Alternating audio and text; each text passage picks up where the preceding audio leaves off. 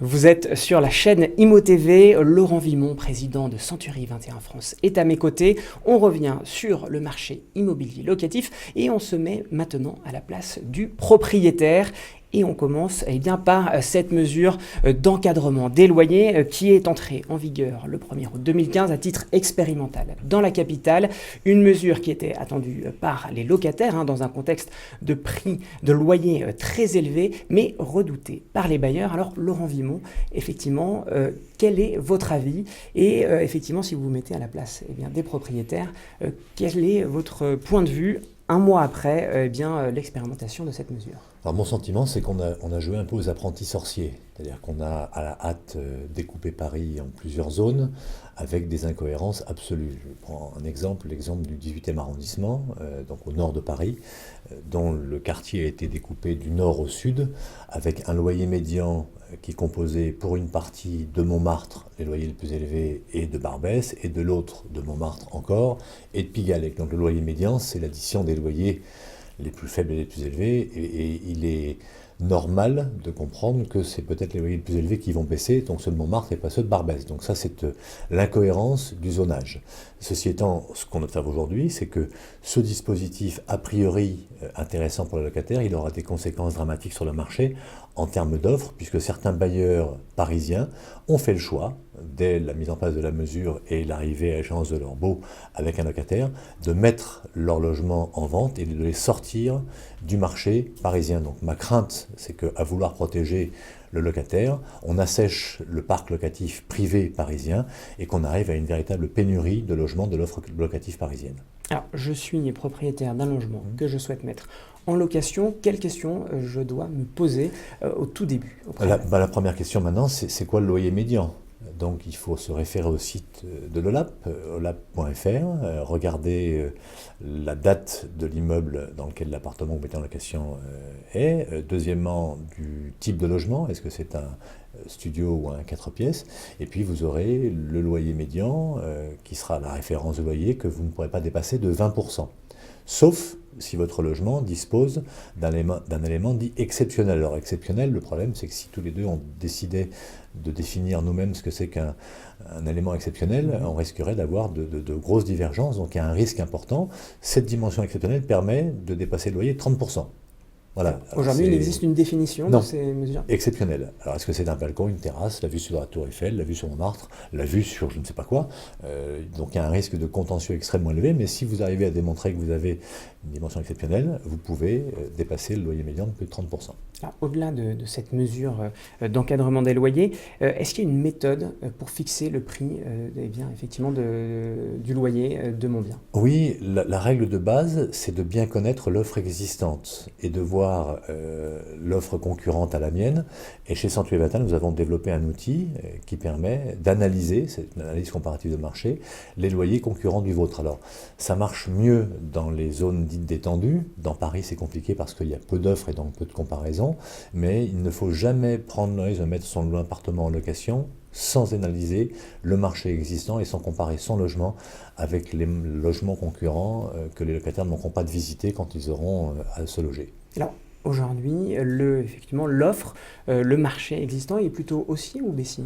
Alors, Paris n'est pas la France, même Paris a baissé un petit peu en 2015.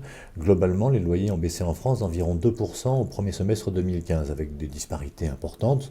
C'est des baisses moins fortes dans les grandes agglomérations et plus fortes dans les communes dites rurales, mais le marché est baissier. C'est-à-dire qu'il y a trois phénomènes qui expliquent cette baisse. Le premier phénomène, c'est que les revenus n'augmentent plus en France et il y a une corrélation forte entre les loyers et les revenus. Vous savez qu'on ne peut pas louer un appartement quand on dépasse 30% du loyer de ses revenus. Deuxièmement, il y a une situation économique en France qui est plutôt morose, pas de croissance, un taux de chômage extrêmement élevé qui conduit les gens à rester plus longtemps chez eux, donc avec une mutation résidentielle qui est en baisse, les gens tournent moins.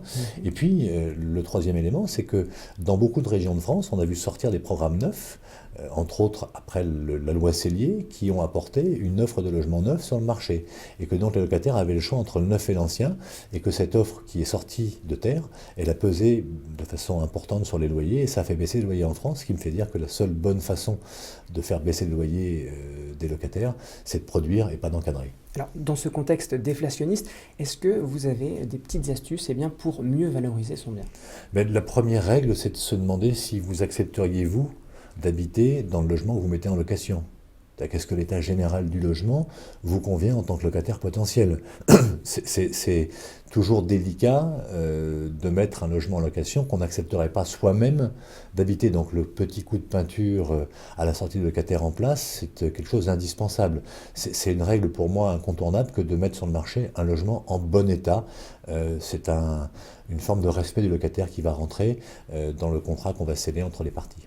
Alors, quand vous recevez une pile de dossiers, comment procéder pour sélectionner les bons dossiers?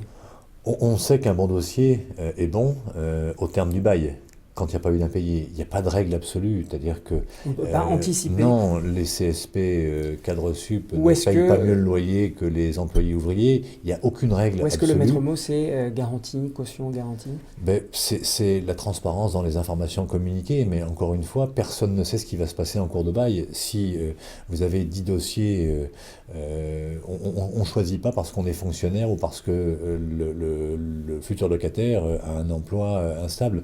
Donc il n'y a pas de règle absolue, c'est l'ensemble, la personne et son dossier qui sont souvent déterminantes Alors- pour avoir un appartement. Alors néanmoins, est-ce qu'une agence immobilière peut accompagner les propriétaires justement dans cette démarche de sélection des dossiers? Ben, dans un marché qui s'est complexifié au niveau législatif, il est évident que l'agent immobilier joue un rôle important, d'abord de collecteur d'informations, de trieur d'informations et ensuite d'apporteur de dossiers présélectionnés. Alors, ce qui est compliqué, c'est après, dans la relation entre les parties.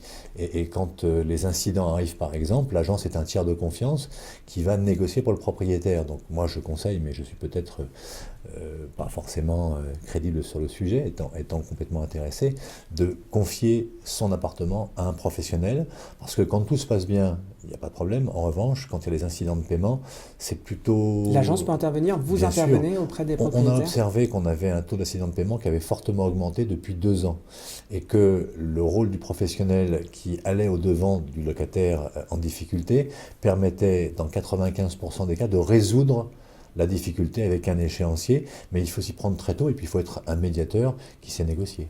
Alors, il y a cette solution du médiateur, mais quels sont les recours possibles justement face à un mauvais payeur? Assez compliqué, c'est un parcours du combattant, puisque la loi protège le locataire souvent au détriment du propriétaire. Alors il y a des locataires qui sont de bonne foi, d'autres qui le sont moins, qui sont surprotégés, mais il y a une procédure extrêmement longue à mettre en œuvre avant de pouvoir expulser un locataire qui n'a pas payé son loyer.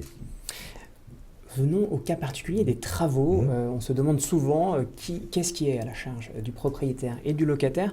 Est-ce que vous pouvez nous récapituler ce qui incombe à l'un et à l'autre? Alors le locataire a le droit de faire de travaux qui ne remettent pas en cause l'intégrité et l'état global de l'appartement. C'est-à-dire qu'il peut repeindre les murs de couleur neutre, ne pas casser de cloison sans l'accord du propriétaire. Si jamais des travaux sont faits sans accord, l'appartement doit être remis dans l'état initial. Si vous décidez de repeindre votre cuisine en orange, votre salle de bain en vert et le salon en noir, vous devrez, à la sortie des lieux, le remettre en état. Après, il y a des règles, mais je n'ai pas la liste avec moi, sur tout ce qui compose l'appartement. Il est évident qu'un problème de chauffage incombe au propriétaire et pas au locataire. Alors, je souhaite investir dans l'immobilier, je ne suis pas encore propriétaire. Est-ce que c'est le bon moment? Avec du taux d'intérêt à 2%, ce n'est pas un mauvais calcul. C'est-à-dire que l'immobilier reste le seul produit qui permette, grâce à l'emprunt, en s'endettant, de faire de l'épargne forcée. Et dans l'investissement locatif, il y a une autre caractéristique, c'est que vous remboursez une partie de votre crédit grâce au loyer que vous percevez. Ceci étant, il faut être prudent, il faut d'abord étudier le marché, c'est-à-dire qu'on propose des rentabilités parfois à 8%, mais dans un marché locatif détendu, on a du mal à trouver un locataire. Et deuxièmement, garder toujours une petite poire pour la soif en cas d'incident de paiement. Donc ne pas mettre toute son épargne dans l'achat immobilier, mais globalement, pour se préparer sa retraite, c'est un achat qui est très pertinent et qui permet, en bénéficiant de taux extrêmement bas, de se faire un patrimoine à la fin de sa vie. Bien, merci beaucoup Laurent Vimont. Merci.